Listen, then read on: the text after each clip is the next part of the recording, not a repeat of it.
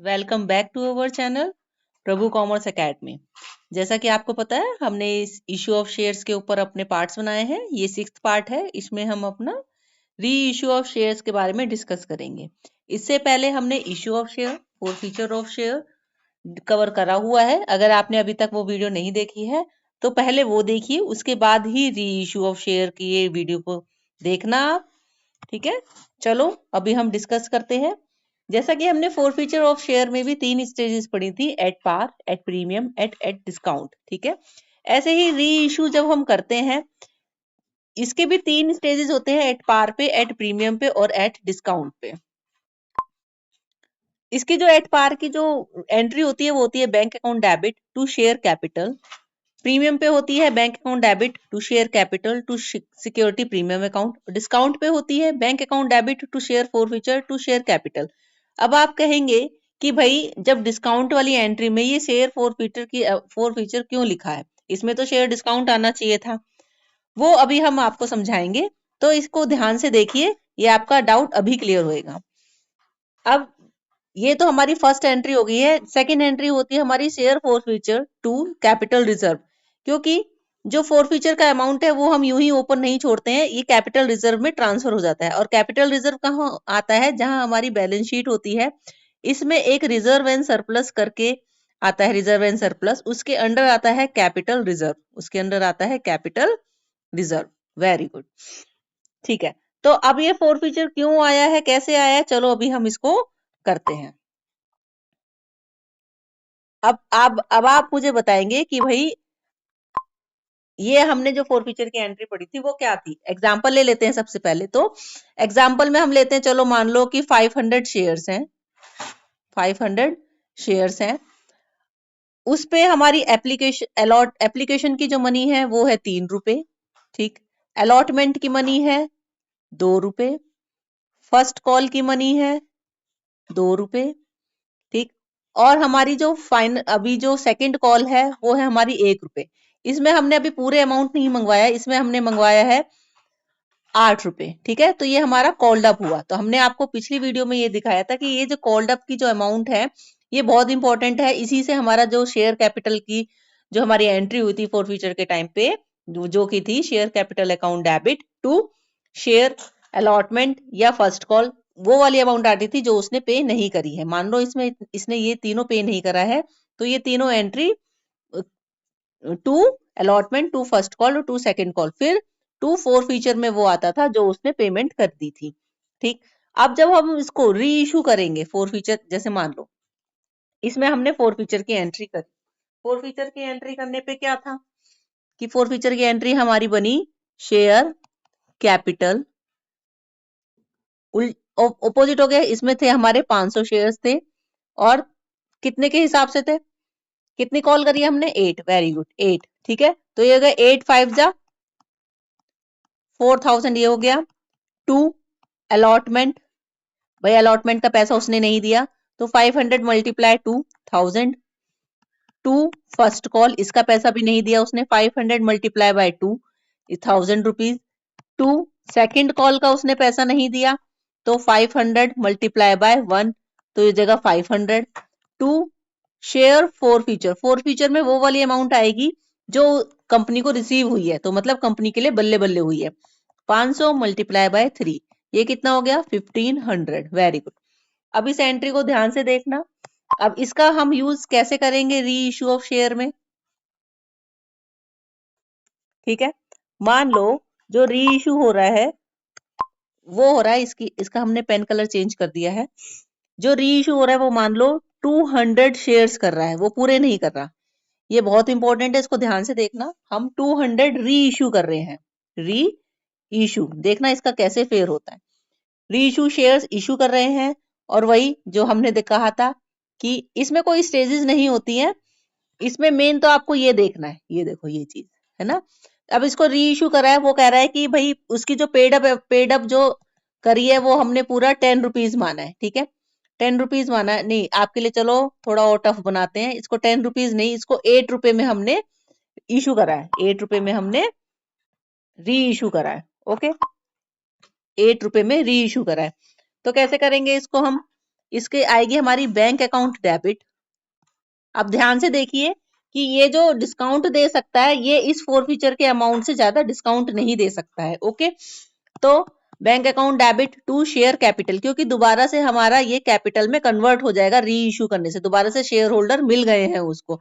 री इशू का मतलब होता है कि कंपनी ने कोई जो शेयर्स है वो फोरफिट जब्त कर लिए हैं, लेकिन उसको कोई दूसरा ग्राहक मिल गया तो उसने वही जब्त किए हुए शेयर्स को किसी और पे डिस्ट्रीब्यूट कर दिया, तो उसको कहते हैं री इशू। अब उसने फोरफीचर के टाइम पे एंट्री दिखाई थी कि उसने शेयर कैपिटल वापस ले लिए, लेकिन जब वो री इशू करेगा तो वही शेयर कैपिटल को वो री इशू कर देगा। Very good. फिर बैंक अकाउंट डेबिट ये हो गया। अब क्या इसमें कोई डिस्काउंट दे रहा है? उसमें देखिए, उसमें हमारा 8 रुपए ही कॉल्ड अप हुआ था और ये 8 रुपए से ही दे रहा है, तो इसमें उसने कोई डिस्काउंट नहीं हुआ है। चलो इसको और वो कर लेते हैं, इसको मान लो 7 कर लो, डिस्काउंट देते हैं, फिर देखते हैं कैसे इजी होता है। 7 रुपए मान लेते हैं, ठीक है। तो अब ये 7 रुपए है, लेकिन हमने इधर तो 8 रुपए से मंगवाया था, तो क्या हुआ, ये 1 रुपए का क्या हुआ, डिस्काउंट हो गया। तो ये डिस्काउंट जो है वो हम शेयर फोरफीचर के नाम से, मतलब जैसे हम कहते हैं ना कि भाई हमने इधर इतना मुनाफा कमा लिया, कोई बात नहीं, आगे जाके अगर हमें लॉस भी हो गया तो हम मान लेंगे कि भाई इस प्रॉफिट में से लेस कर दो, तो वही कंपनी फॉलो करती है। तो जो इधर कमाया है वो सोच लेगी कि भाई चलो हमारी इतनी कॉस्ट और लग गई इसको इश्यू करने में, ठीक है। तो ये फोरफीचर के उसमें ही शो हो गई, ठीक है। तो होप सो आपको ये समझ आया हो कि हमने इधर शेयर फोरफीचर क्यों लिखा है, डिस्काउंट क्यों नहीं लिखा, क्योंकि हमने जो फोरफीट करे थे शेयर्स उसी को ही री इशू करा है, तो हम नया अकाउंट थोड़ी ना ओपन करेंगे, जिसमें इसने प्रॉफिट दिखाया है उसी में से लेस कर दो, है ना भाई। तो 1 रुपए के हिसाब से फोरफीचर में दिख गया। तो ये हो जाएगा, कितने री इशू कर रहे हैं, 200, 500 नहीं, 200। 200 मल्टीप्लाई बाय कितने से कर रहे हैं हम, भाई डिस्काउंट तो दे रहे हैं उसको 1 रुपए का, लेकिन कितनी की अमाउंट थी उसकी, इधर देखो 8 रुपए, तो 8 से करना है इसको, ये हो जाएगा 1600।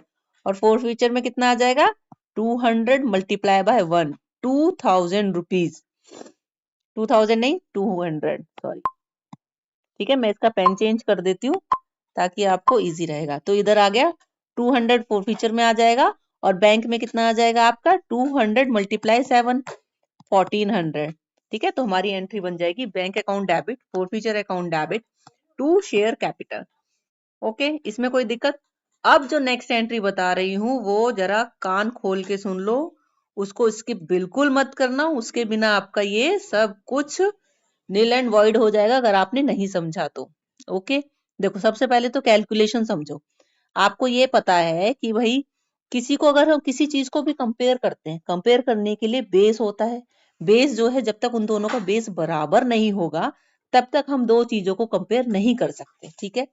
तो यहाँ आपका मोटा मोटा ये बता दूं मैं कि भाई ये 500 है और इधर 200 शेयर्स हैं, ठीक है। ध्यान से देखना, क्या हम इस 500 को इस 200 से कंपेयर कर सकते हैं? नहीं कर सकते ना। तो ऐसे ही हम इस शेयर फोरफीचर की अमाउंट को क्या इससे कंपेयर कर सकते हैं? नहीं कर सकते। तो हम थोड़ा सा मैथ ट्रिक लगाएंगे। मुझे पता है कि आपको मैथ आती होगी और मुझसे अच्छी आती होगी, चलो फिर भी कोशिश करते हैं। ये जो 150 रुपए है, ये 1500 मुझे 500 पे प्रॉफिट हुआ है ना। ये जो 1500 अमाउंट जो मुझे मिली है ये 500 शेयर्स पे मिली है, तो मुझे 200 शेयर्स पे कितनी मिलती है ना।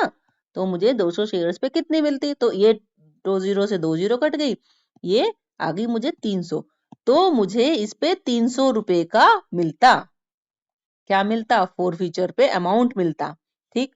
अब देखो ये जो 300 रुपये आए हैं ना, वेरी इंपॉर्टेंट है, ठीक, इसको भूलना नहीं।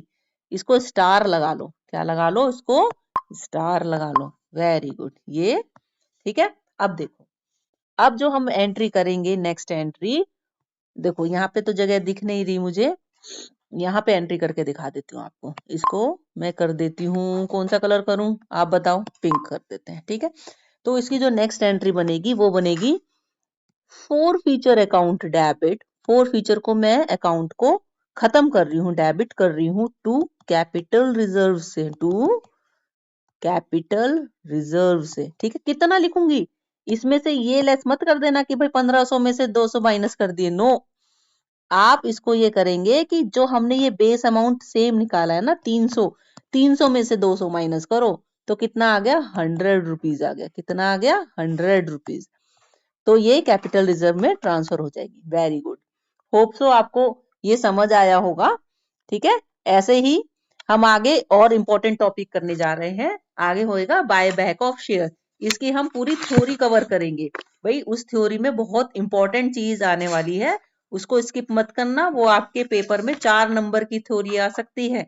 अगर आप मान लो प्रैक्टिकल में वीक हो तो उस थ्योरी को भूलना मत। उसमें हम दो दो थ्योरी के टॉपिक्स कवर करेंगे, बाय बैक ऑफ शेयर और इश्यू ऑफ राइट शेयर्स। ठीक है, तो आई होप आपको ये समझ आया होगा। और अगर आपको इस पे और भी क्वेश्चन समझने हैं मुझसे तो इस चैनल पे सब्सक्राइब करें। और अगर मैं इस चैनल पे लाइव आऊंगी तो उसको जरूर देखना, उसमें आपसे ही रिलेटेड क्वेश्चन सॉल्व ही किए जाएंगे। ठीक है, तो all the best for your exam. और अभी से तैयारी नहीं करोगे तो आगे और अच्छे नंबर नहीं आ सकते आपके। ठीक है, तो आपके मम्मी पापा का नाम रोशन करना है ना आपको। तो ऑल द बेस्ट, ऐसे ही लगन लगा के पढ़ते रहिए। ठीक है, all the best, thank you.